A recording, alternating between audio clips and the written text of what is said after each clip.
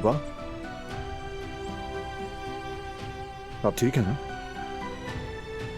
मैं बिल्कुल ठीक नहीं हूं। इन बातों का बोझ उठाए हुए शर्मिंदा हूं। हर रोज तुम्हें और तुम्हारे भाई को एक कातिल के सामने देखकर जीने पर मजबूर हूं।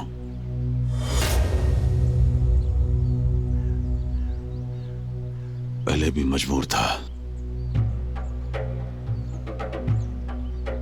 तुम सबको बचाने के लिए मुझे खामोश रहना पड़ा।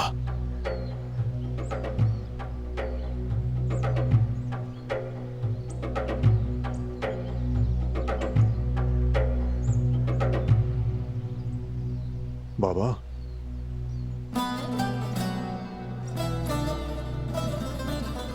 आपने अंदर ऐसी बातें क्यों की?